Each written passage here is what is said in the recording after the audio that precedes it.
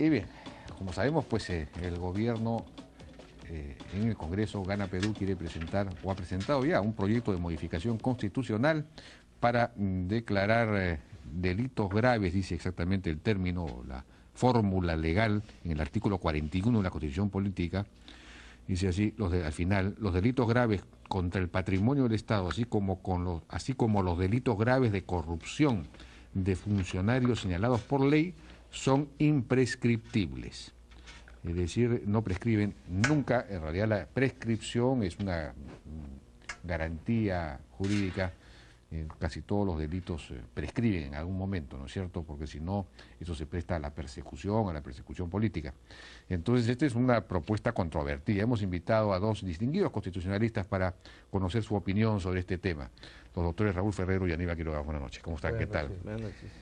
Raúl, ¿cuál es su apreciación sobre este asunto? Bueno, yo creo que la intención del proyecto es buena. O sea, hay que combatir la corrupción, hay que ser con mano muy dura. O sea, eso no está en discusión para nosotros, ¿no? Pero creo que la solución que pretende este proyecto es una solución que puede terminar siendo peor que el problema mismo que quiere solucionar. ¿Cómo así? Porque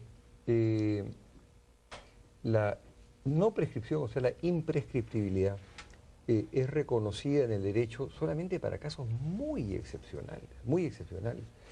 Por ejemplo, los casos de delitos de lesa humanidad, genocidio, ejecuciones forzadas.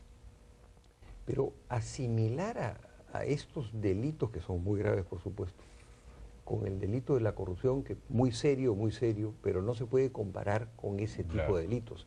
Entonces, llegar a declarar que es imprescriptible en una realidad como la peruana, donde todos conocemos nuestro Poder Judicial con las deficiencias que tiene, y las veces que se utilice el Poder Judicial hasta por razones o persecuciones políticas, es sumamente peligroso, porque entonces podría quedar imprescriptibles delitos que muchas veces no lo han sido tales, sino considerados por otras razones políticas, por un lado, y por otro lado, además imprescriptible, algo que si bien es un delito muy serio como la corrupción, no tiene el nivel de delitos como de lesa humanidad, o sea, contra los derechos humanos, o los delitos que se cometieron durante las guerras mundiales, sobre todo esa persecución contra los judíos.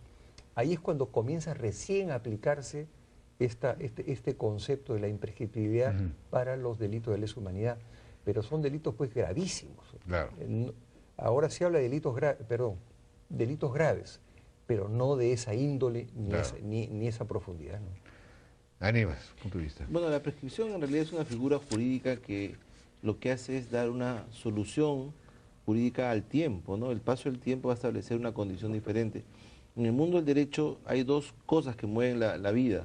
La voluntad, cuando las personas acuerdan algo, hacen un contrato o establecen un tema en función de sus derechos, o la ley, en general los actos del Estado.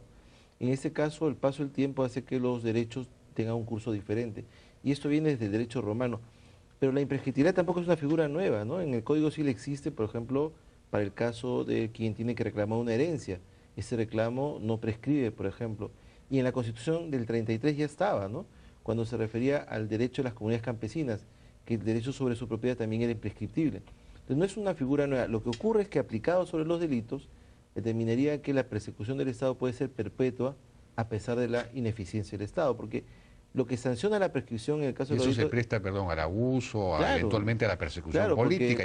Porque puede pasar que después de 80 años alguien siga persiguiendo a otras personas porque le acusa de determinadas cosas. Hay determinados hechos en la historia del Perú que han sido más bien beneficiados con la prescripción. Por ejemplo, Alan García es un hijo de la prescripción. Sí, Genaro García Parker también es un hijo de la prescripción. Y finalmente Enrique Sileri, ¿no? Enrique Sileri fue condenado injustamente en ausencia por un supuesto delito de difamación en la época del gobierno militar de Velasco y se fue a la Argentina y tuvo que cerrar su revista. Y cuando prescribió su condena recién pudo regresar. Claro. Si estuviera en una situación de imprescriptibilidad, claro, no es un caso de corrupción, pero asemejando el ejemplo, jamás hasta ahora no podría haber regresado o tendría que haber esperado la reapertura democrática, ¿no? Entonces, hay que mirar el tema con cuidado porque, por un lado, yo creo que los autores de esta norma no saben qué es lo que están haciendo y se puede dar una suerte de paradoja, que es un poco lo que ocurrió con el caso de Montesinos, ¿no? Montesinos diseña con mucha prolijidad a una cárcel de máxima seguridad, que es donde finalmente él termina alojado, ¿no? La pregunta es si quienes están promoviendo esta norma van a ser luego perseguidos por una norma que ellos mismos han ayudado a promulgar sin saber un poco cuál es el sentido. Yo concuerdo con Raúl respecto de que la corrupción es un tema que tiene que castigarse y tiene que perseguirse, pero la prescripción no es un tema que es sinónimo de impunidad. La prescripción lo que dice es: tu Estado ha sido ineficiente para perseguir, localizar y ubicar a una persona, y por lo tanto el paso de tiempo termina dándole una sanción jurídica a esta situación que no puede quedar en el limbo, ¿no? De acuerdo. Ahora, hay países en los cuales no hay prescripción para algunos delitos, como el caso de Estados Unidos. Los delitos federales son perseguibles de por vida, pero no es el caso de una tradición latina como la peruana.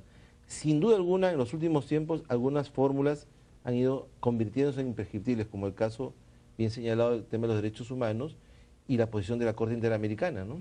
Quizá, bueno, no sea casualidad que los únicos 3 países de Sudamérica que han incorporado esto de la imprescriptibilidad para los delitos de corrupción sean los países bolivarianos, Venezuela, Bolivia y Ecuador, donde la persecución política al adversario está institucionalizada prácticamente, ¿no?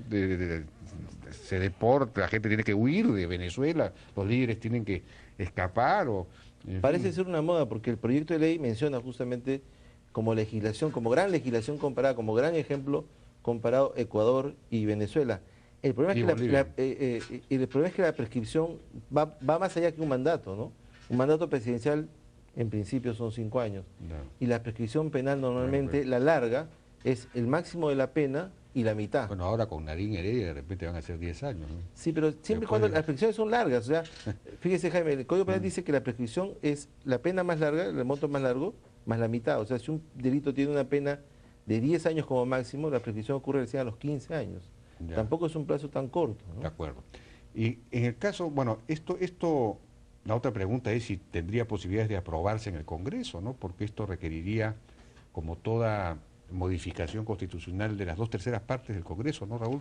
Sí, requeriría para hacer, esto sería una modificación constitucional, porque la regla de que exista la prescripción doblada, como acaba de decir Aníbal, cuando existe un delito, la pena tiene 2 límites, el mínimo y el máximo.